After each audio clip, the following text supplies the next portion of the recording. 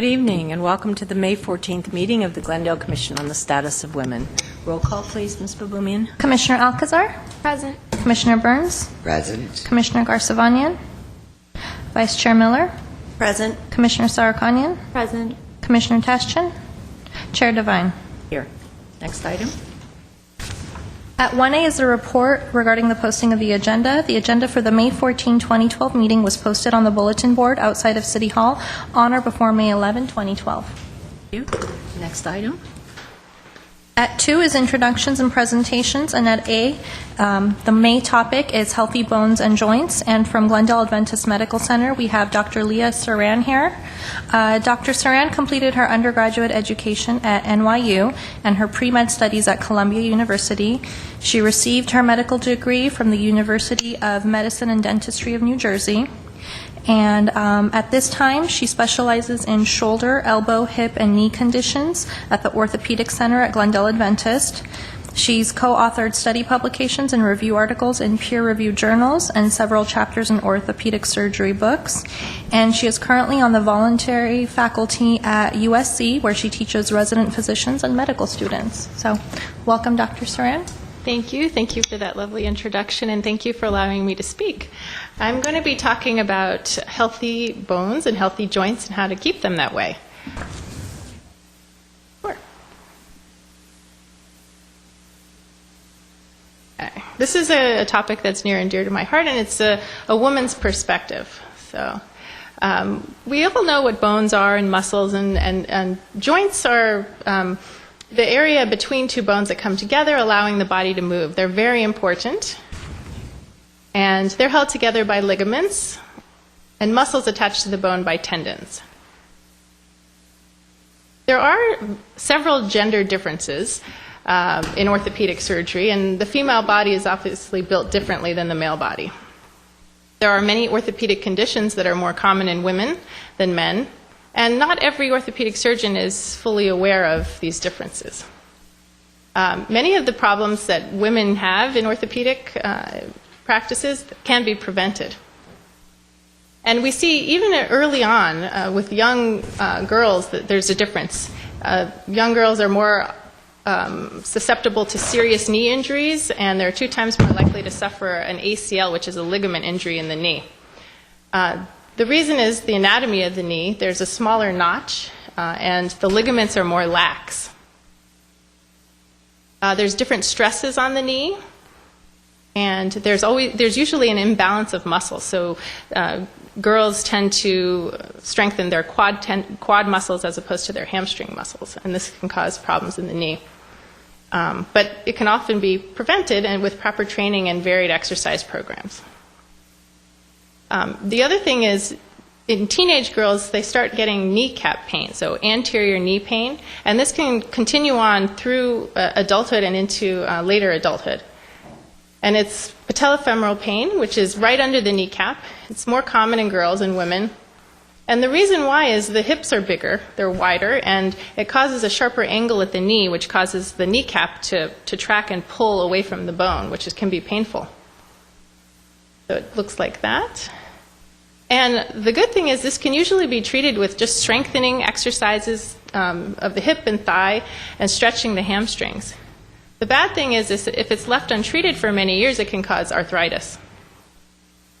There's also a host of other orthopedic problems that are associated with pregnancy, which low back pain, carpal tunnel syndrome, osteopenia, which is bone thinning, sciatic pain, and some other problems. The good thing is a lot of times when a woman is not pregnant anymore, those go away. And then as we age, women are susceptible to other orthopedic problems like bunions and hammer toes. We think it's because of shoe wear, which is, women tend to wear high heels more than men. But it's also, there's structural differences in the foot. And for the longest time, people would just makes women's shoes smaller men's shoes, and they weren't actually made for women. So there's starting to be better about that.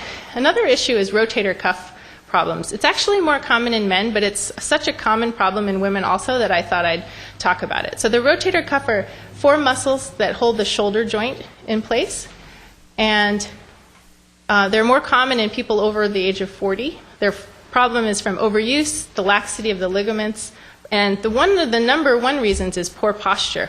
People tend to hunch forward and tilt their shoulder forward, and that can cause rotator cuff problems.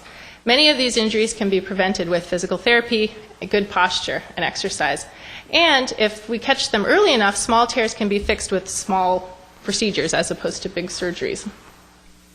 Also, something called frozen shoulder, where this happens in the 5th and 6th decade of a woman. It's more common in women, although it can be seen in men.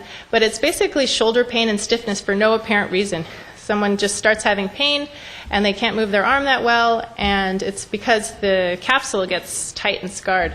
And it's associated with some medical conditions, but for women it's associated with perimenopause, so it's some hormone changes. And the good thing about it is it can be treated with just an injection and physical therapy most of the time. Knee arthritis is more common in women. Over the age of 55, it's about 60% more common in women. And it's from overuse, being overweight, and some also laxity of the joints in general. It can also be caused by an injury. The early stages are usually treated non-operatively with injections and exercise and bracing. And there are also lots of minimally invasive type procedures if the conservative ones are not working. So here's an example of a 22-year-old knee with the cartilage and meniscus, and this is actually one of my patients, but you can see the wear. And usually, some people can, live into their 80s and have pristine knees that look just like this, and some people are not as lucky. So, despite women having a higher incidence of arthritis, they've shown studies that doctors actually are less likely to recommend a knee replacement, because women in the past tend to say, oh, it's in your mind, or it's not real pain, but luckily that is changing. So the other thing that I wanted to talk about is osteoporosis. So osteoporosis is a big problem for women. Men get osteoporosis as well, but it's usually much later in life. Women can get it in their 40s, 50s, 60s, and it can be a very serious problem. We usually recommend calcium and vitamin D, and also if you're at risk or if you have a family history, to get a DEXA scan. What happens if you have osteoporosis is you can get fractures. So a minor fall, you can break your wrist or shoulder. And the big one that we would like to prevent is breaking your hip. That has some serious consequences. So this is just a 20-year-old hip, and this is probably about a 70-year-old hip. But you can see the bone density here is very nice, and here it's very thin. There's a fracture, and the bone is just not as strong, and then they have some arthritis in the hip as well. And this is just an example of what can happen when you fall and break your wrist or your hip. And again, this happens a lot younger in women than men. And then as far as aging, this is Queen Isabella, and this was back in the 1400s. Her life expectancy was about 48 years old. In the 40s, Eleanor Roosevelt, her life expectancy was 60. And now the life expectancy is well over 80. So that's really great. And we have to do a lot to try and keep our bones and joints healthy. So things that can help are activity modification. This can start right from childhood, essentially, but maintaining a healthy weight. If you have an extra pound of weight, walking makes that 4 extra pounds across your knee.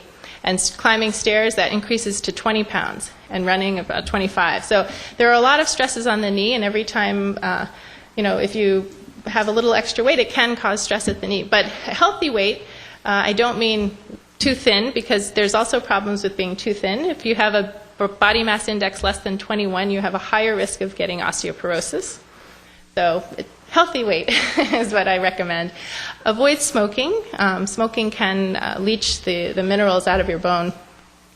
And then to keep your bones strong, weight-bearing exercises. So walking would be a weight-bearing exercise. And then eating a healthy, balanced diet with lots of green leafy vegetables and dairy products. And then as well as strong muscles, a gentle weightlifting program would be great. good posture is very important for your neck, back, and your shoulder. And healthier joints in general and ligaments, keeping your joints supple, gentle stretching, yoga, and avoid twisting at your knee and deep bending. Sometimes we have to resort to medication. Calcium and vitamin D is definitely recommended. Anti-inflammatories for arthritis. Glucosamine and chondroitin sulfate.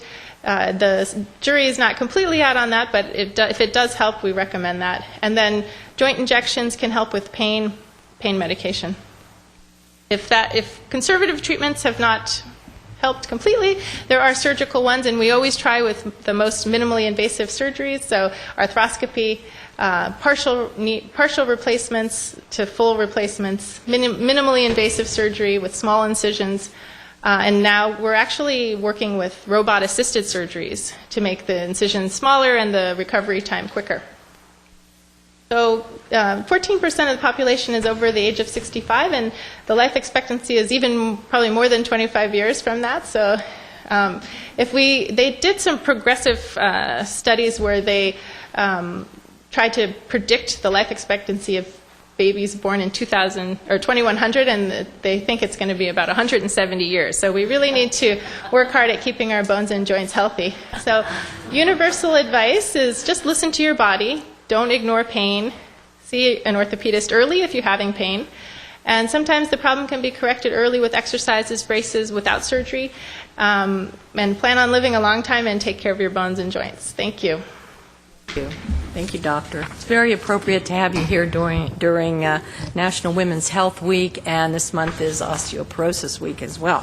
I have a question for you. When do you advise women to have at what age, their first bone density test? If they have a family history, we say, even 40. If not, usually around 50. But if you have any kind of fracture, we say get the bone scan right away, because sometimes someone will come in with a wrist fracture and we'll get the DEXA scan and it'll show that they have severe osteoporosis already, and that saves them from having a hip fracture. So wrist is not quite the morbidity of a wrist fracture is less than a hip fracture. So. And most of the, you were talking about teen girls, mostly those are sports injuries, aren't they, that Sometimes. you were talking about? ACL injuries are typically sports injuries, but they can also be, just an accident, twisting your knee, basically, nothing, not necessarily sports related. I've had lots of patients come in who were just, playing with their friends or some not serious sports athletes. Commissioners, any questions or comments? Well, the other thing I wanted to say is the best time to take as much calcium as possible is up to the age of 30, because once a woman turns 30, they already are starting to lose bone mass. So childhood, teens, and early 20s and into their late 20s is the best time to eat lots of calcium. I was interested, you showed a woman there running, and you said something about in their 80s. And I just learned today that one of my friends who is 86 was the top runner in her age category at the Downtown Dash great. that Adventist sponsored. Wonderful. 86 years old, and she did it, so kudos to her. It's never too late to start exercising. Thank you, Doctor, very much. Thank you very much. And I also wanted to mention, when I was talking about the robotic surgery, we're going to be having a Stop Knee Pain seminar that's going to be going over robotic knee replacements on May 24th. At what time? 6 to 7 at Glendale Adventist. Okay, thank you. Thanks. All righty. And next, Ian? At B is information about the presidential primary election from League of Women Voters. And from the League, we have Joan Hardy, president, along with Lori Collins, who's also a member from the Glendale Burbank chapter. Welcome. Thanks so much, Christine, and thank you, Commission, for letting us be here.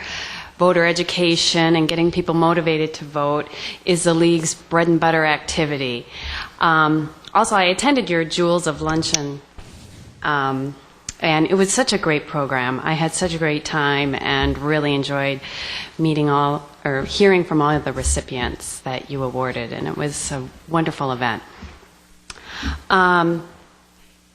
For the election coming up in June, there's a couple of changes. First of all, the top 2 primary act is going into effect.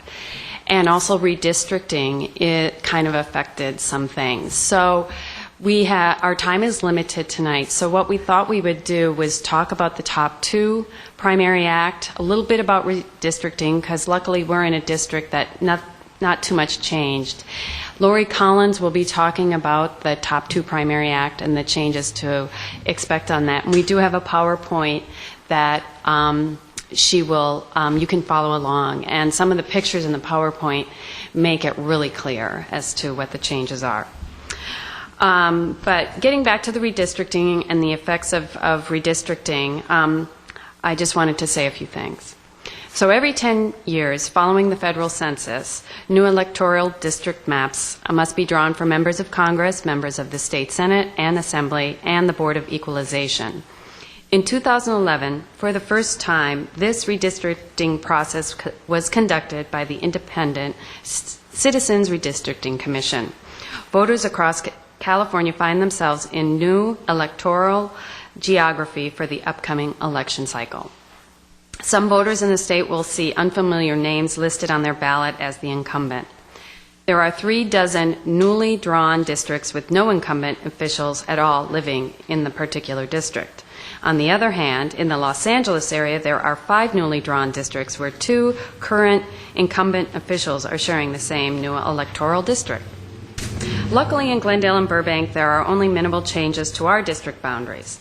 Some changes on the west side of Burbank and some on the northern edge of Glendale. Most of us will be familiar with the incumbent officials currently in each office, and only the congressional office had its district number changed. To learn more about the updates, there is a league website called cavotes.org. There you'll find links to the new maps for the Assembly, State Senate, congressional districts, as well as important information about the challenges to the new redistricting maps that may ultimately affect their implementation. All right, so if you want to turn to your PowerPoint, now we'll talk about the top 2. And I'm going to let Lori Collins, one of our members, walk you through that. It's a pleasure to be here. The change this year you're going to see in your ballot, and I'll synopsize it, is that on your ballot in the past you had 2 categories, nonpartisan and partisan. Now there's a whole new category. You're going to have partisan, which is presidential election, and central committees. Nonpartisan, which is your local elections, county supervisor, board of supervisors, city council members, etc.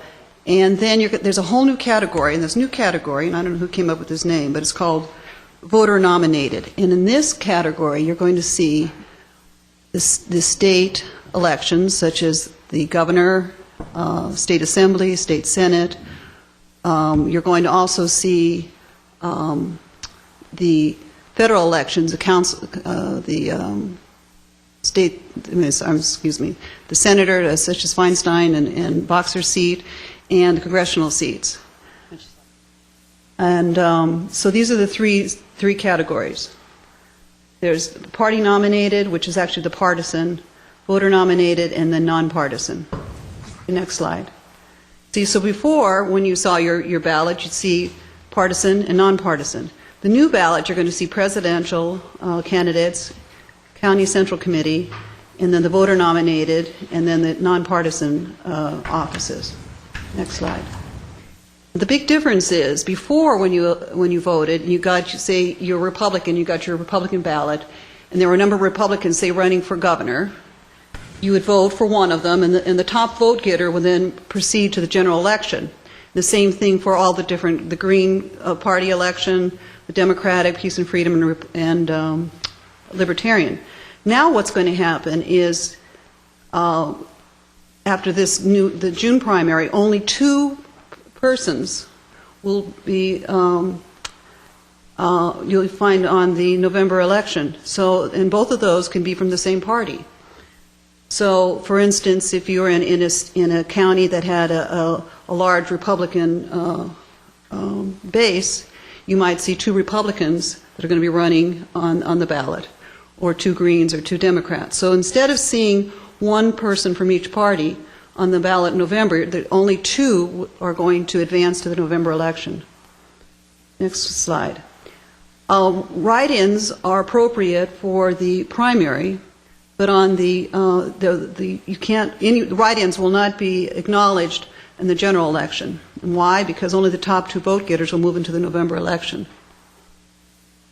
Next slide. This is a Republican ballot. It's going to, a sample of Republican ballot. You see the partisan offices, and then you see the voter nominated. It's key to the voter nominated. So if you ask for a Republican ballot when you go to vote in June, you'll see the Republican candidates for president, and you'll see the Republican candidates for county committee.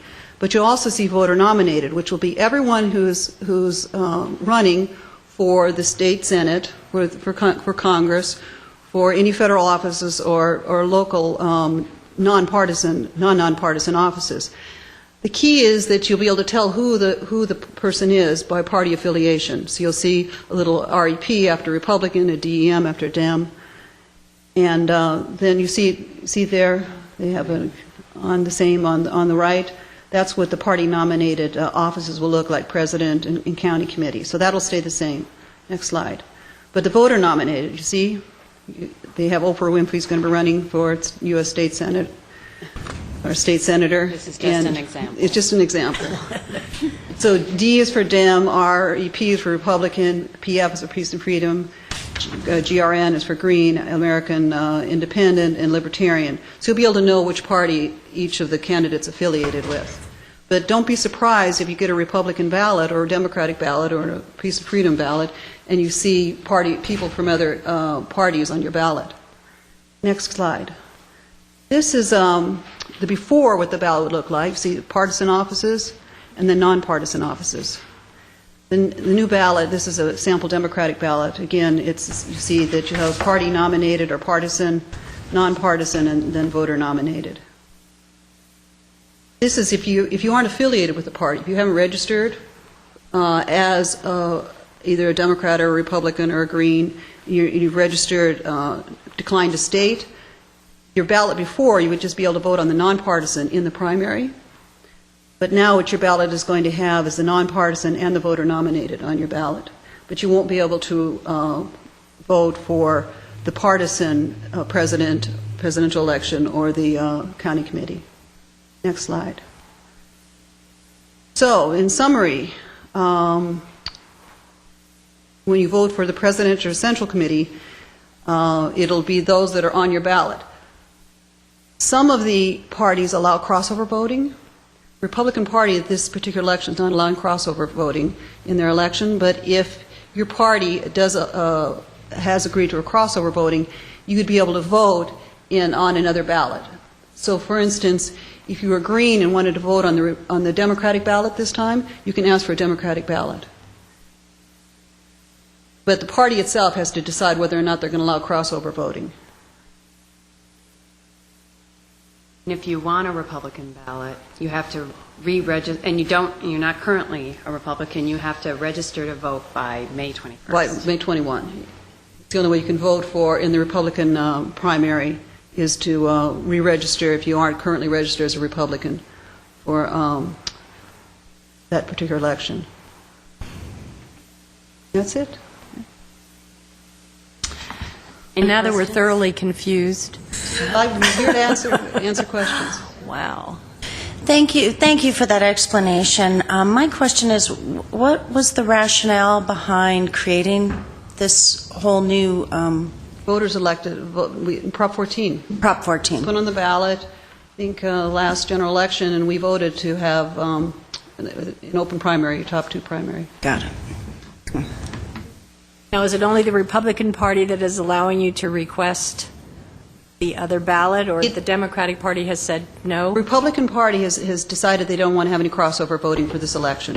So as a Democrat, you can't ask for a Republican ballot because they haven't agreed to crossover voting. Crossover voting is legal, but it's dependent upon what the particular party has decided. So the Democrats are not opposed to crossover. If you wanted to vote on a Democratic ballot and you were Republican, you could. But in this particular election, the Republicans have decided they aren't going to allow for crossover voting. Madam Chair, Yes, Commissioner who Burns? supported Prop 14? You know, I don't know who supported Prop 14, but it was passed by I don't know who even put it on the ballot, but it passed by a majority of the voters, so I don't know. And what would be considered, do you remember the majority? Is it 51 or two-thirds You'd have or to what? have been 50% plus one vote. Yeah. I don't recall who supported 14 either. It seemed like You such can a go on mess. the website. You can go on the website for the Secretary of State, Yeah. and you could find the old ballot measure and for Prop 14, and they'll have the information. And probably the League of Women Voters statewide website would also have information on it. I don't think that you supported it or gave any literature for Prop 14. I don't as recall recall. what the No. League's position was on Prop 14. I don't think you had a position on that. Oh, we didn't. We might have stayed neutral on it. I think you did.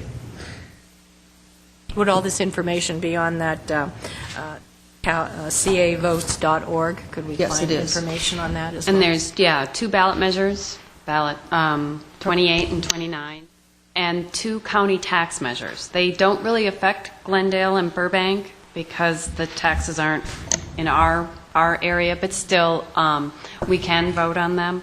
So we gave you information about that in our pro-con handout, and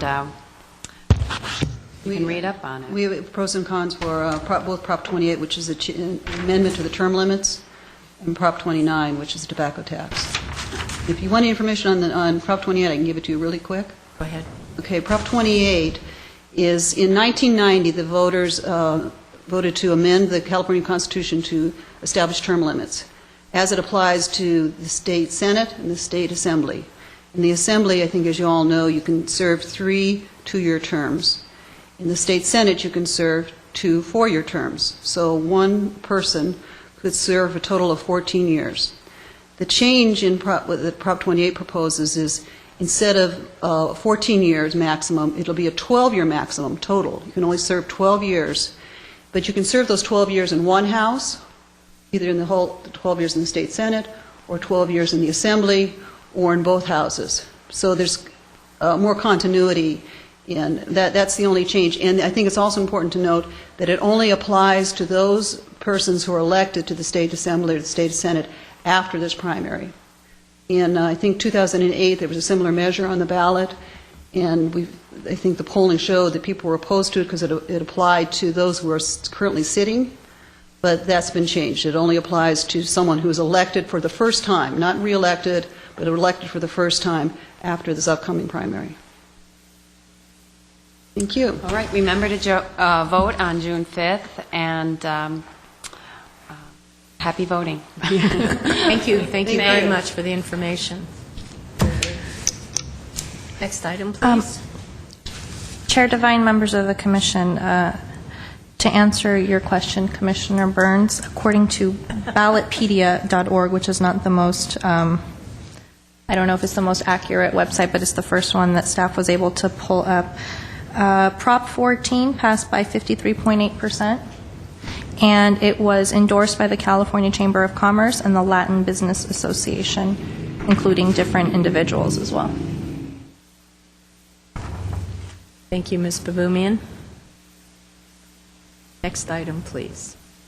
At 3 is oral comment. Discussion is limited to items not a part of this agenda. Time is limited to an amount to be set by the chair. The commission may question or respond to the speaker, but there will be no debate or discussion. Staff may refer the matter to the proper department for investigation and report. I have 2 cards, and I'm going to call them up at the same time, but you may each have 5 minutes if you like, or you may just take 5 minutes between the 2 of you. But it's Helen Mcdonagh from Massage Envy and Camille Levy from Glendale Healthy Kids. And Kelly, Elizabeth. Yes, I have more than just 2. Okay. Welcome. Moral support. Good afternoon, good evening, Chair Devine, members of the Commission, and city staff. Thank you for giving us this opportunity to come and speak before you today. Let me introduce Kelly Peters, who is working with me on this fundraiser. She's my PR / campaign manager. I think you all know Elizabeth Mantasarian, who is the past president of Glendale Healthy Kids, and of course our current president of Glendale Healthy Kids, Executive Director, Camille Levy. And my name is Helen Mcdonagh. I am a business owner here in Glendale, Massage MV Glendale. I'm also the president of the Downtown Merchants Association and involved with many fantastic organizations in the community. I'm here today to ask you to support my Mcdonagh for Mayor campaign. This is a campaign that we launched last week to raise funds for Glendale Healthy Kids. And this is an organization near and dear to my heart. And I know we're going to be losing Camille at the end of the month. And I really feel that it's important that this organization gets a lot of press coverage over the next 60 days. And therefore, we went ahead and launched a campaign. And of course, I was inspired by Kim Kardashian with her run for mayor of Glendale. And I'm hoping maybe that I can inspire her too to get involved with either Glendale Healthy Kids or another organization in Glendale. I'd like to ask you to go to the Mcdonagh for Mayor page on Facebook and like my campaign. And we set a goal to raise $10,000 over a 2-month period. That's $1,250 a week. I'm a business person, so I track everything daily, weekly. And we are so far on target, and we're hoping to be able to present Camille with half of that amount before she leaves town. And I know a lot of stats, of course, about Glendale Healthy Kids and the great work they do in the community, but I'm going to ask Camille to reiterate some of those points. So thank you very much for your time. Thank you, Helen. Chair Devine, members of the Commission, and city staff. I don't think it's any secret that approximately half of the children who reside in Glendale are at or below poverty level. Glendale Healthy Kids serves those children with the resources that they need to be healthy, return to school quickly, and have the ability to learn pain-free. As Dr. Sarin was speaking earlier, I was reminded that this year we had 2 teens who actually had torn ACLs and came through Glendale Healthy Kids and are now leading active and productive lives. So we're really excited about that. But daily, we get approximately 5 to 8 phone calls from parents who cannot afford health care. We are the safety net for the working poor in Glendale. We thank those who support us, who have supported us for the past 18 years. We are a unique Glendale agency, unique to California and unique to the United States. So we're very excited. We do not receive government funding. And so, of course, when people like Helen step forward to help us to make sure that our kids get what they need, we are here and ready to accept that check and your support for the Mcdonagh for Mayor campaign. Thank you. Where are our patches? We have them. Sorry, but we weren't sure if this commission could be a little partisan. I think we can make an exception and be partisan this evening and when we walk out of here. Helen, I have to commend you. I think the idea is brilliant, and I also think that doing this for Glendale Healthy Kids is nothing short of amazing, and we're very indebted, and it's an organization that's near and dear to my heart as well, and I hope that everybody that's listening will go to Facebook. Can you give us that information again on how they can donate? Facebook, Mcdonagh for Mayor is one way to search, and there is, of course, click like and click donate, because if we can get 200,000 people in Glendale out donating $10 each, imagine how much money we could raise. Maybe skip those 2 or 3 lattes for a week and put that $10 towards Glendale Healthy Kids. Now, is that the only way that you can donate? We can donate, they can donate online, but they may also send a check payable to Glendale Healthy Kids and reference that in the memo section that it's the Mcdonagh for Mayor campaign. If I may. Yes, you may. You can also donate. Helen? No. Sorry, I don't have a card. So I was just going to say there's another way. If you're not on Facebook, you can donate directly through the Fundly website, which is Fundly, FUNDLY.com/Mcdonagh-for-mayor. Or you can go to www.glendalehealthykids.org and click Donate Now. All righty. All right. Okay, thank you. Anyone else? Commissioners, any other comments? Commissioner Moore? I just want to echo the words of Chair Devine and congratulate you for shining a positive light on Glendale, Helen and Camille, as well as all the strong women that you have in here. I am interested to know, aside from all of us in Glendale, we do live here and we know how great our city is. What's the response been outside of Glendale? Have you had some... Well, we know as of last week, we released the press release on Tuesday, and by Thursday there was over 980 journalists nationwide had picked up the press release, and I've seen it in San Francisco, Boston, New York. Of course, there was a great article in the Glendale News Press on Friday, and that got picked up by the LA Times blog on Saturday. So that's why it's important to keep this campaign going with lots of likes on Facebook and keep the momentum going. So we appreciate your help very much. Thanks for shining a great light on Glendale. Thank you, ladies. Thank you very much. Next item, please. At 4 is consent items, and at A is approval of the minutes of the regular commission meeting held on April 9, 2012. It was brought to staff's attention by Commissioner Burns that Chair Devine, you were not noted as being present, so we will make that revision. Thank you. Any other corrections? Do I have a motion that the minutes stand as presented? I'll make a motion that the minutes stand as presented. Second? Second. I'm sorry, is presented or with the amendment that was just mentioned? With the amendment. Okay. I'll make a motion that the minutes stand with the amendment. Second. Thank you, and it is unanimous consent. Next item, please. At 5 is business agenda, A, action items. 1 is consideration and discussion of Camp Rosie program for summer of 2012, and that is A is a motion providing direction regarding Camp Rosie. And just, I'm sorry, if you just give me 1 second, Chair Devine.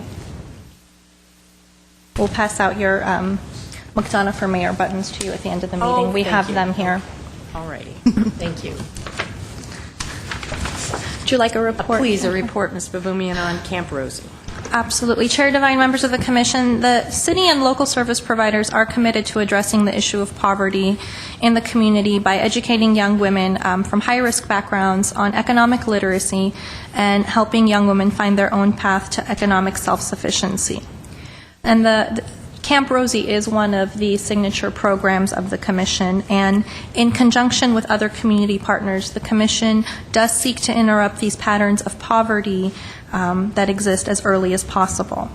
Camp Rosie is specifically designed to reach young women and girls, particularly from extremely low to low moderate income immigrant family households within the city, by focusing outreach and recruitment efforts to students attending middle and high schools, particularly from South Glendale, as these are the schools that serve the area of the city which has the highest concentration of low-income families.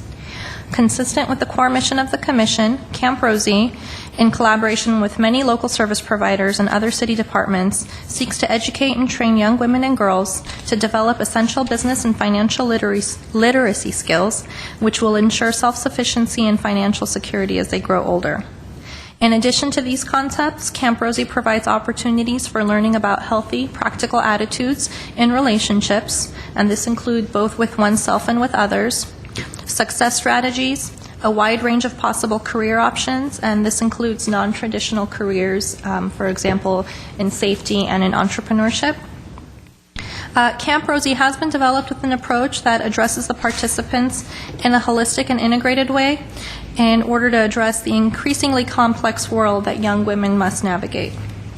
So good communication skills, money management, goal setting helps reinforce these concepts and seeks to strengthen their young women and girls' confidence about their ability to make healthy decisions. And throughout both sessions of Camp Rosie, self-development and enrichment is a focus. As in prior years, Camp Rosie will incorporate junior achievements, financial, park, literacy curriculum, and that includes a field trip that they take to Finance Park at the end of the 3 weeks that the girls attend, where they are handed a real-life situation and they get the opportunity to have an income, have a family, a mock family, and try to balance their monthly budget. We have Nelson Neo, who comes from Shield Self-Defense, to teach self-defense. We have All About You, who comes in to teach about fitness and nutrition to the girls. We have been using a program from League of Women Voters that was given to us about political participation to get the girls active in that. And we do have many people from the community, such as Councilmember Friedman comes and talks to the girls about political participation. We have Jeannie Brewer from Acura who comes to talk about what it's like to own a car dealership. We have women from police and fire who come and speak to the girls. And even our own city attorney, Lucy Varpechian, I believe, has come and spoken to the girls about the law. And that's just a glimpse of what the girls get to do. They also get to go to Glendale College and learn about the various programs. And some of these girls, the age does range from 12 to 19, so some of them are ready to embark on all these things, and for others it's just something that they can, learn about and keep at the back of their mind as they move forward.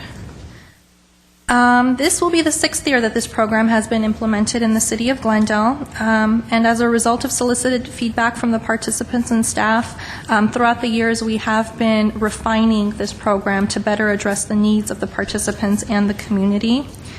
And evaluation tools are used to measure outcomes for each of the activities that the girls do.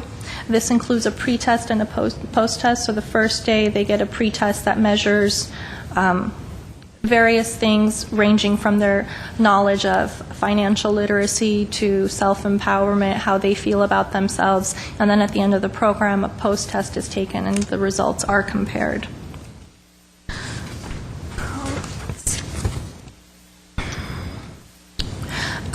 Staff is utilizing the same director for Camp Rosie that's been utilized since its inception, which is Kathy Piametti.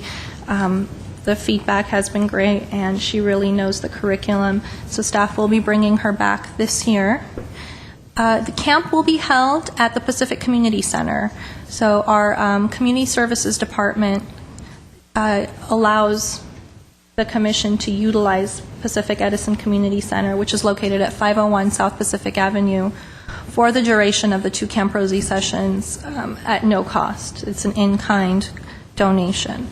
And the reason this location is selected is it's close to public transportation, it's in the area that most of the girls live in, and it really does have the amenities that are needed for Camp Rosie. As I mentioned before, Camp Rosie is held in 2 sessions. They're 3-week sessions, and they repeat. So the sessions are identical. So girls would come to either one session or the other based on their schedules. The first one will be held Monday through Thursday, July 9 to July 26, from 12:30 to 5:30 p.m. Camp is held in the afternoons to accommodate girls who might be in summer school. Second session is held from July 30th to August 16, again Monday through Thursday, 12:30 to 5:30 p.m. Both sessions are open to girls from the city of Glendale and girls who are enrolled in Glendale Youth Alliance, and that's a job program for low-income boys and girls, but we take the girls from GYA as well. And the total cost of the program at this time is anticipated to be $29,050. There is a line item detail. Staff will bring back a refined budget next month as we get closer and as we lock in some contracts. The Commission did receive $15,750 in grants for the implementation of Camp Rosie in the summer, And this includes a $10,000 grant from the City of Glendale Community Development Block Grant, a $5,000 grant from Glendale Memorial Hospital and Healthcare, and a $750 grant from Sir Optimist International of Glendale. In Exhibit 1 is the budget breakdown, and you will see, although the cost is $29,050, there are a lot of in-kind costs associated. So with the grant money that the Commission has on hand for the implementation of Camp Rosie in 2012, it should cover all the costs unless we have other costs. But at this time, the way the budget is presented, the grants should cover the cost of Camp Rosie. And that concludes staff's report, and staff respectfully recommends direction regarding the implementation of Camp Rosie. Thank you. Okay. First of all, I would like to thank the CDBG for granting us the funds. It was a bit of a struggle in the end, but they did come through for us, and City Council okayed their opinion. I want to thank Lance Keene at Glendale Memorial Hospital for suggesting that we apply for the grant, and then, of course, awarding us with $5,000, and Sir Optimist International, who supports us every year and was the first to give us seed money, and they are very important to the implementation of Camp Rosie, and I'm very grateful to them. The other question I have on the budget, you have the balance is $400. If you're saying we don't have to make an allotment of $400 to cover that, everything should be. So Yes. all we need now is a motion that we go ahead with Camp Rosie. So Yes, Chair Devine, members of the Commission, at this time, that's your $400 in the black. Oh, So okay. that means that, yeah, we, at this point, with the way the budget is presented at this time, the total funding that staff has and the Commission has at this time covers the expenses listed. Very good. So do I have a motion? Are there any other comments before we get a motion from the Commission, fellow Commissioners? No? None? I haven't seen. Let's. Do I have a motion to go ahead with Camp Rosie for another year? I'll make a motion that we accept the report as presented, and that we move forward with the 2012 Camp Rosie. The second. That's unanimous. We already have reservations. We already have calls, don't we, Ms. Baboumian? Thank you. Yes, that people, calling. Yeah. we do have individuals who have expressed interest thus far. So that's a good Great. thing. It's a very good program. So if anybody out there has a teen between the ages of 12 and 19, give us a call, 548-4844, and get an application for Camp Rosie. Everything is free. It's a great program, as you heard, and we'll be ready to go in July. Okay, next item, please. I have a question, Chair Devine, if I may. The actual specifics of the 2 weeks, I know you went over all the items that are covered, but when the schedule, do we have an approximate about when the actual schedule will be set? Vice Chair Miller, members of the Commission, staff anticipates that the schedule should be set. We'll be working on it throughout this month, and hopefully by the beginning of June we should have that. And Or at least by the July meeting? absolutely, by the June meeting, at the very least the June meeting, that should be set, and Thank you, staff Ms. can forward the schedules to you so that you can visit Camp Rosie whenever you'd like and see the various different activities that go on. Great. Mr. Burns? I don't recall last year seeing anything regarding the pre-questioning or the follow-up from either. Apparently, everyone was happy about the director, but how do we know? How do you find out these things? And I would certainly like to see what questions were before and after each one of the sessions. That's something that we've been doing since the inception of Well, it Camp might have Rosie. been, Yeah, but I well, don't recall it last year. Right. Yeah. Well, we've been doing it, and go ahead, Ms. Commissioner Burns, we can provide you samples of the Thank you. pre- and post-test, and we also do a questionnaire at the end to get feedback from the girls.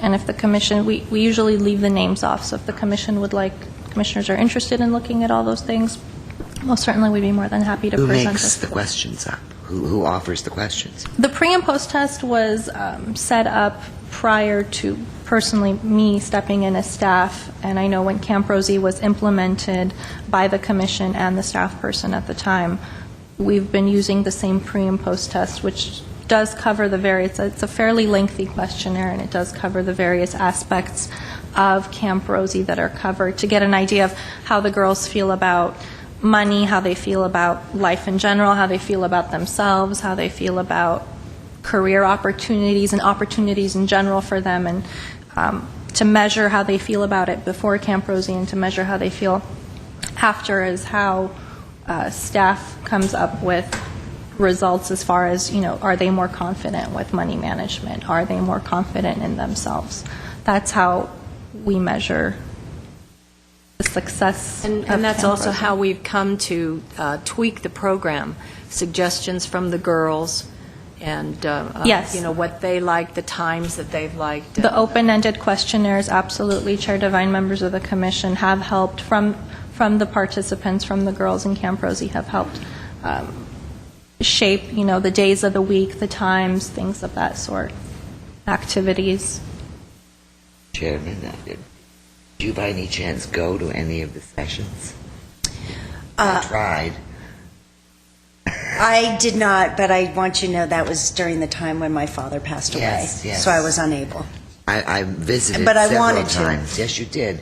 But I visited several times only to find that, I don't know why, but they were going off on a trip, or I was too early or too late. So I didn't really get a full picture of Camp Rosie, which I would like to do this year. And this year we will make sure that you have the schedule so that Yes, to prevent that from happening this year, Commissioner Burns. Thank you. One other note, I know that we have the video on Camp Rosie, and I know that we've definitely made a positive impact on so many of these girls, and that's wonderful. If there's ever an opportunity to invite some of these young girls to our commission meeting or to hear firsthand from them, that would be very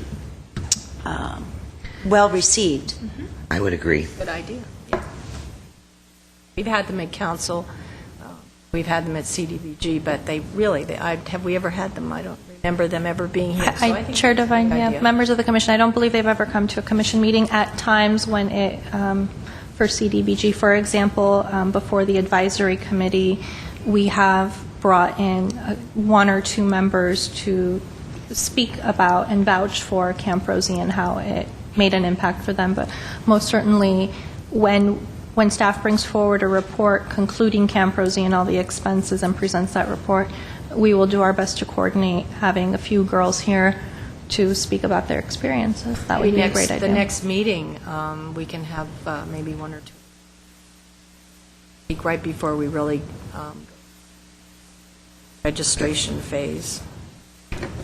Okay, great. Absolutely, and we will air, there will be a graphic up after this meeting of the available dates for Camp Rosie and how people can register, and we also do air the video that you mentioned, Vice Chair Miller, on GTV6 so that members of the community can get a glimpse of Camp Rosie, and at least we can reference the video for people who'd like to learn more about it. Any other comments? Item, please. At 5B is reports information only, and at 1 is the Commission on the Status of Women's 2012 Master Calendar of Events. This is the recurring calendar. Staff would say that the most significant difference on here is the June 2012 month. On the 30th, the ACCW annual meeting will be held in Pittsburgh, California, up north. And that's a one-day meeting. And it's very good for our delegates to attend. They're going to be discussing some really interesting items. Delegates should maybe keep that in mind. Do I have any other comments about the calendar? So we can note and file that. Next item, please. At 2 is the final update regarding Sexual Assault Awareness Month activities. Brief report, please. Chair Devine, members of the Commission, at the regular meeting of the Commission held in February, the Commission had approved the calendar of events for Sexual Assault Awareness Month, also known as SAM activities in April, to help raise awareness surrounding sexual assault and to offer education and prevention efforts. The events for SAM were as follows. First was a proclamation for Sexual Assault Awareness Month and Denim Day in Glendale, and the Commission was presented a proclamation by the Mayor and City Council on Tuesday, April 3rd. It proclaimed April as Sexual Assault Awareness Month and Wednesday, April 25th as Denim Day in Glendale. The Commission also held self-defense classes, as it has done in previous years, and these were provided free to women and girls in the community. The first class was held Wednesday, April 11th from 6 to 8:30 p.m. at the Glendale Police Department, and the second class was held Wednesday, April 25th from 6 to 8:30 p.m. at Glendale Community College. There was approximately 60 women and girls in each class, so the Commission did see well over 100 girls, over 120 women and girls were there. Different women and girls in each of the classes. And the classes were taught by Shield Self-Defense, Nelson Neo, who also teaches Camp Rosie. Then there is Denim Day in Los Angeles and in Glendale. And for the past 6 years, the Commission has supported Peace Over Violence in Denim Day, raising awareness and their fundraising drive. So the Commission organized a Denim Day Glendale fundraiser, Dollars for Denim, and this year, with the help of the city's Employee Human Relations Coalition to help organize in each department, what happened was city employees were able to donate $5 and with the approval of their supervisors wear denim, get the buttons, and help spread awareness about why they're wearing denim. We were able to raise $1,235, and all of that money will be donated to Peace Over Violence. Last but not least was the Walk a Mile in Her Shoes event, which happened for the first time that the Glendale Commission on the Status of Women partnered with the YWCA of Glendale to present. And this is the International Men's March to Stop Rape, Sexual Assault, and Gender Violence. This event provided an opportunity for men to join women in raising awareness in their community about the serious causes and effects of sexual violence. We didn't get a final count, but there was well over 150 people in attendance. I'd like to say there was too many people to count. That's a good thing. That's a great thing. The event was held on Thursday, April 19th from 5:30 to 7 p.m. The event started at the YWCA, and its opening program included remarks by Mayor Frank Quintero, Councilmember Ara Najarian, Police Chief Rhonda Pompa, and YWCA Executive Director Michelle Roberts. Participants then walked down to City Hall and back and concluded with a reception at the YWCA, where they got to see the newly renovated Welcoming Center of the YWCA. And City Manager Scott Ochoa spoke at the closing reception. Fire Chief Harold Scoggins, College Chief Gary Monacuelo, and Chair Ballot Devine, representing the Commission, spoke after the walk. We did have one man who wore high-heeled sandals, and two men wore their own sneakers decorated by clients of the YWCA's domestic violence shelter. The total fiscal impact for all the SAM events. There is a typo. I apologize for that. The cost for administering the self-defense classes was $700. The invoice was received today, and it was not $750, it was $700. So taking the $700 and adding it to 50% of the costs that were shared with the YWCA for the Walk a Mile in Her Shoes brings the total amount expended on SAM to $866.28. And that concludes my report. If you have any questions. $866 well spent. I would like to ask our ex officios to give us a report, because I'm so proud of both of them. We should all be proud of them. Commissioner Sarakanian, why don't you begin with your Denim Day? Okay, well, beginning actually the day before Walk a Mile in Her Shoes, I organized an assembly at school, and Christine actually helped me get 2 detectives from Glendale Police Department and Lisa Raggio from the YWCA to come and speak to the students. I informed them about the commission and what we do. Lisa Raggio told them about Walk a Mile in Her Shoes, and I informed them about Denim Day. And it was actually approved by the principal and the school staff to have Denim Day at our school. And it was very successful. All the teachers wore jeans that day. All the students were very excited. And I actually got in touch with CV Weekly, and there was actually a newspaper article written Very nice about article. the event. So I have it over here. And there's a picture of our class and me and a few of the girls wearing jeans that day. So it was very successful, and I was excited to get all the support from the students. So. Very good job in raising awareness of Denim Day and why we observe it. Commissioner Alcazar, how about your school? Our school, we also got to be a part of Denim Day. It was also the same day as our weekly masses, since we are a Catholic private school. But after the mass, we had all the students and teachers at our school change into their denim. And later in the afternoon, we had a special assembly, and I got the representative from Peace Over Violence. Her name is Jessica. I had her come over, and she gave a speech about Denim Day, and we talked about the Commission on the Status of Women. So it inspired a lot of the girls, and we handed out pins and as they wore their denim, and then we took pictures. But our historian has them, our ASB historian, and it was really successful. I think it's fabulous that the two of you made the effort to bring awareness of sexual assault to high schools, and Holy Family and Clark Magnet. And that's a really great thing. And I also want to thank Commissioner Sarakanian for being at City Council with myself and Commissioner Tostian to accept the Denim Day proclamation. That was very nice of you. It's always nice not to be by myself. So thank you very much. And any other comments from the other commissioners? Well, I just want to say congratulations to this commission for the events of this month.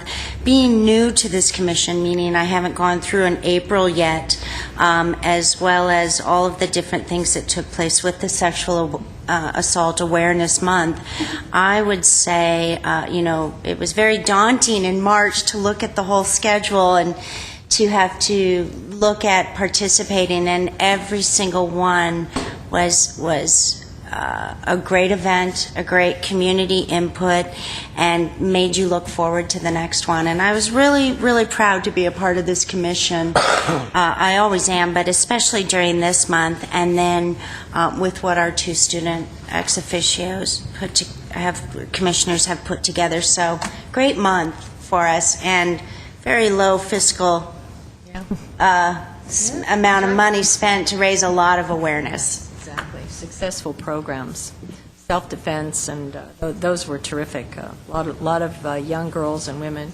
came out for those. Very good. And one last thing, if I can also just put a big shout out and a big thank you to all the men that came to Walk a Mile in the Shoes. We really had a lot of very prestigious community men really come out and support this commission, from Mayor Frank Quintero and all the council members and the city employees, to both the chief of fire and the chief of police, as well as the chief of the Glendale Community College. So it was really just a great event. Vote and file. Next item. At 3 is an update regarding the 8th Annual Jewels of Glendale Awards Luncheon. Report, please. Sure. Chair Devine, members of the Commission on the Status of Women's Jewels of Glendale Awards Luncheon is the major fundraising event for the Commission, and 2012 marked the 8th anniversary of this event. The luncheon brings attention to the accomplishments of women in the community and also raises funds for the various projects of the Commission. This year's luncheon was held on Thursday, May 10th at Oakmont Country Club, as you're all very well aware by this point. The mistress of ceremonies for the luncheon was Jill Simonian, who's a television host, entertainment journalist, and author of a blog about balancing career and motherhood.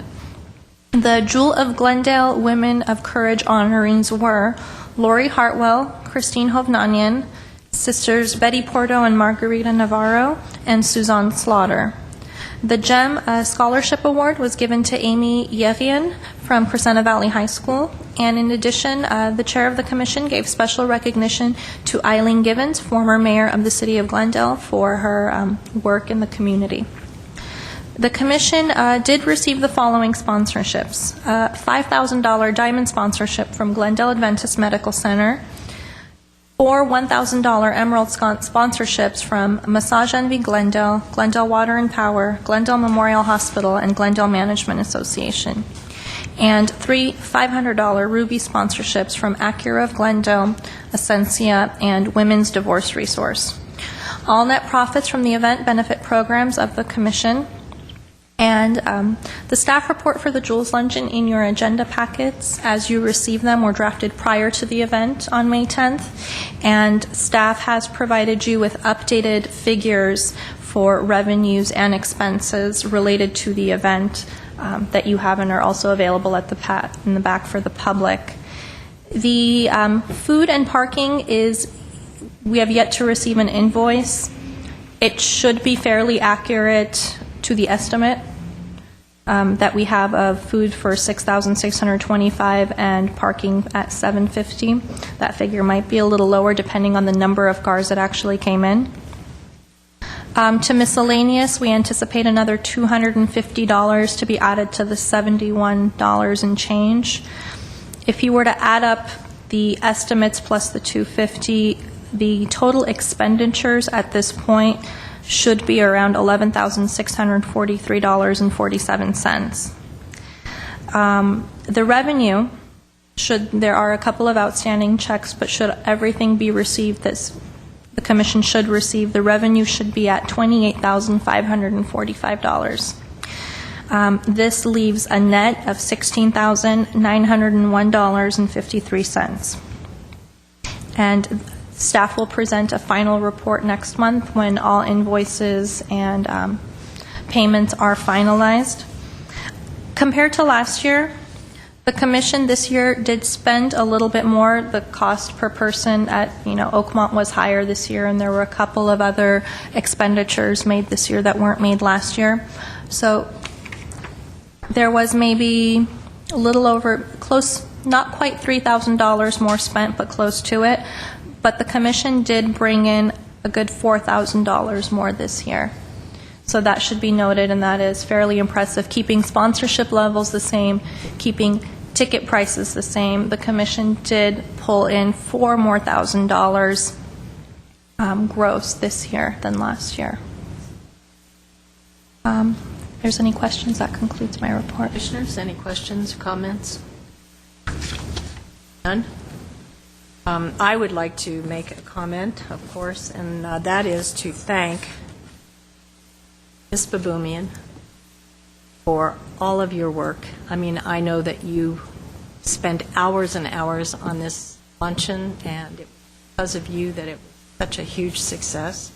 I want to thank Ms. Barpetian for being Ms. Baboumian's assistant in procuring silent auction items. I know that Ms. Baboumian ran that silent auction, you and Ms. Cordova, and I have to thank her from the bottom of our hearts as well.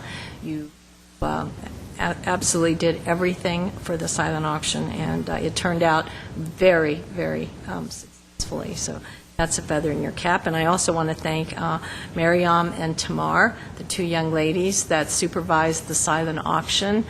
They were pleasant, and it was just nice to have them at the event helping out. But basically, Ms. Baboumian, you did a terrific job and a very big job. And I thank you so much for that, as I think the whole commission does. So with that, we'll note and file that report. Next item, please. At 4 is the ACCW Oral Report, which can be tabled to next month since Commissioner Garsavanian is absent. Okay.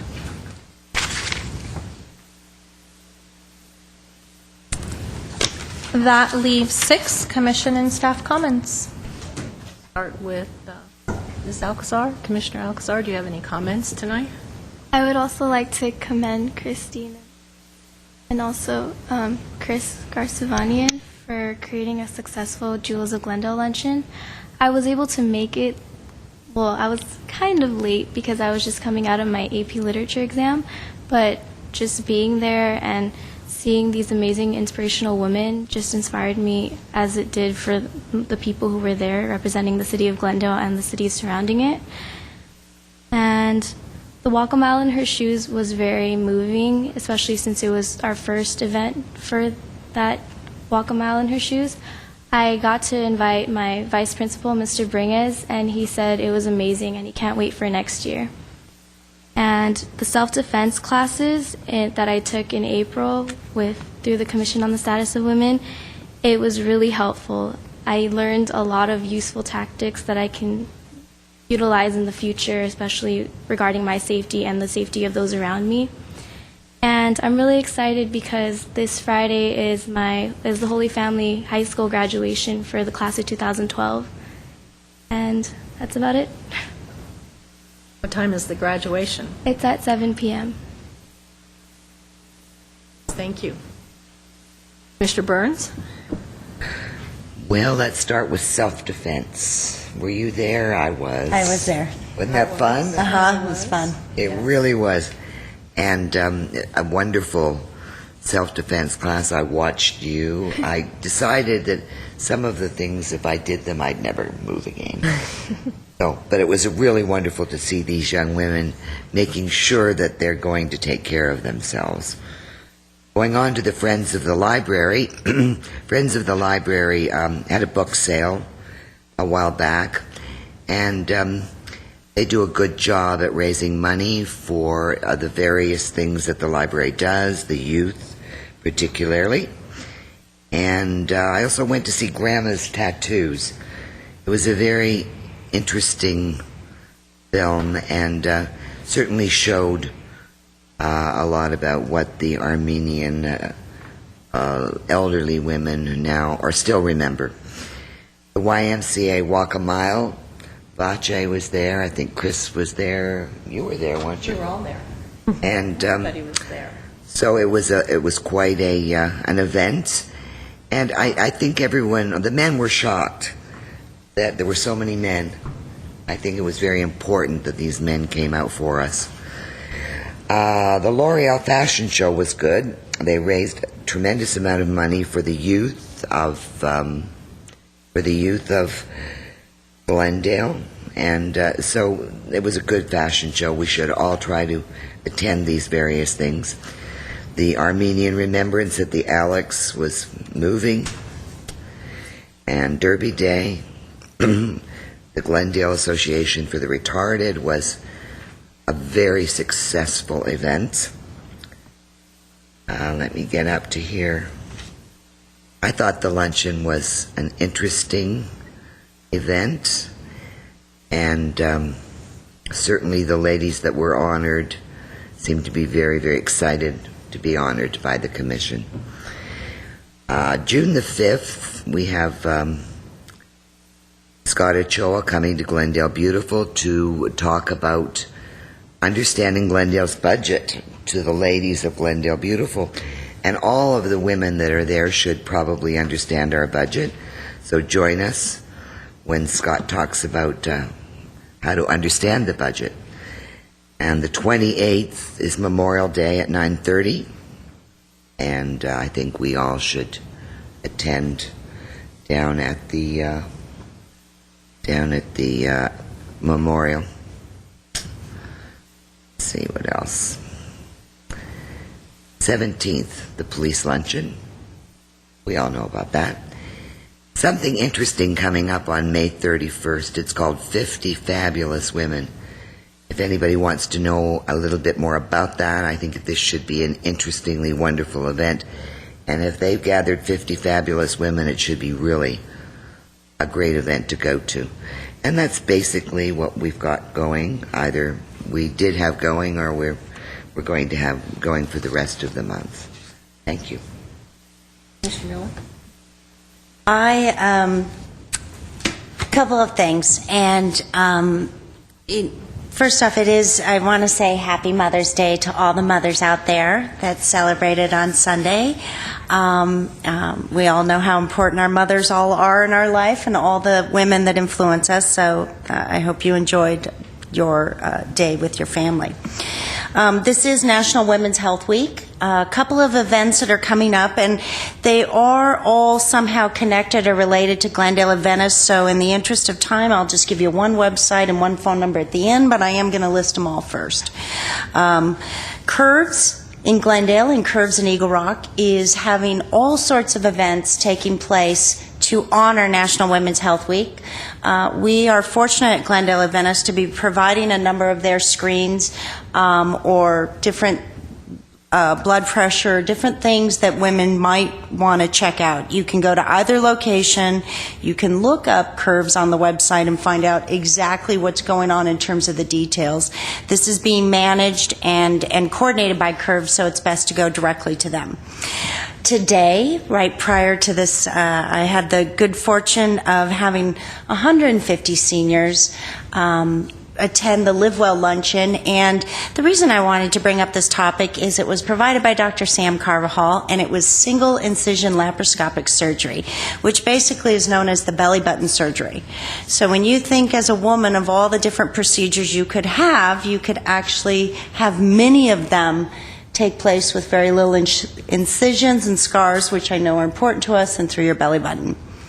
May 18th, this Friday, there is Women's Work. That is a different type of lecture being provided by Dr. Jennifer Lang and Dr. John Kirk. That is also being provided at Glendale Adventist. And then as our speaker mentioned, Dr. Saran, she talked about stop knee pain. And I found her statistics and all of her information quite fascinating. And I wish that I had perhaps started taking more calcium before the age of 30. But for any of these events, what I would say is please check out www.glendaleadventist.com. Again, www.glendaleadventist.com, and look at the calendar of events. They are named Women's Work, Stop Knee Pain. The phone number for calling in is 818-409-8100. Again, 818-409-8100. On a separate note, are you graduating? Congratulations. Does that mean that you are not on the commission after next year? How does this work? I think my term ends in August. Yes. Well, okay, I'll save my tears of sadness until August. But congratulations to you. It's a very big, momentous time in your life, and I'm sure you'll do the best. You're not graduating yet. One more month. You have one more year. No, month. One more month. Okay, and congratulations as well to you. And last but not least, because this is a women's commission, we've talked about Mother's Day, and I just want to give a personal shout out and congratulations to my own niece, who reached another milestone for a woman this weekend when she was proposed to and gladly accepted. And with that, my comments are complete. Thank you. Commissioner Sarkanian? Well, I was also very happy to be a part of all the Sexual Assault Awareness Month activities, like the proclamation and the self-defense classes were really interesting. Actually being able to volunteer and go up and, with all the demonstrations, it was really interesting, and I was really happy to be able to extend to the schools with Jacqueline, so it was very interesting.